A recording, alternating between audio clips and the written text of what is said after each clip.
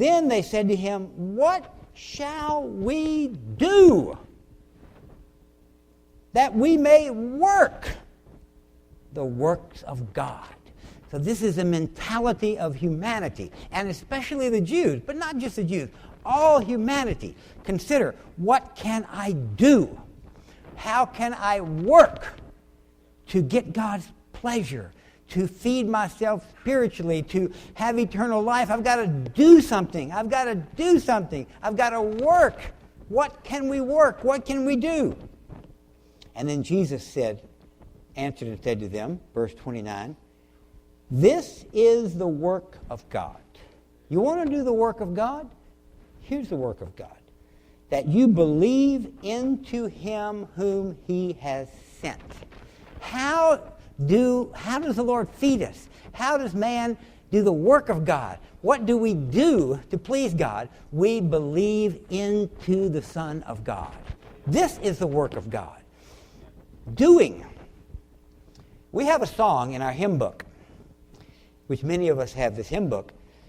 We sing it in the meetings. And there's a song. I want you to look at this sometime. It's hymn number 1002.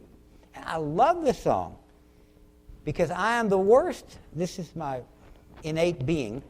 And in the chorus of this song, it says this: "Doing is a deadly thing." Now think about that. Doing is a deadly thing? Yes, doing is a deadly thing. The work of God is not that we do.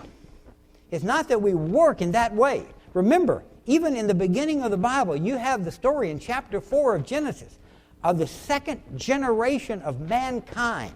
That's Cain and Abel. These are the sons of Adam and Eve.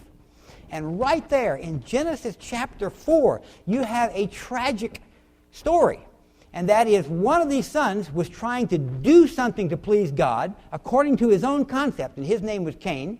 And if you remember the story and go back and read it, what Cain did, and he did it for God. He was trying to please God. He was trying to worship God, but he did it according to his concept, and God rejected it. And then his brother Abel was worshiping God in God's way, and God accepted it. If you go back and read Genesis 4, you may consider this is arbitrary. This is unfair. But actually, this is a principle that is crucial in our whole Christian life. And that is, we must take God's way. And God's way is not through our doing, but through our believing into Christ.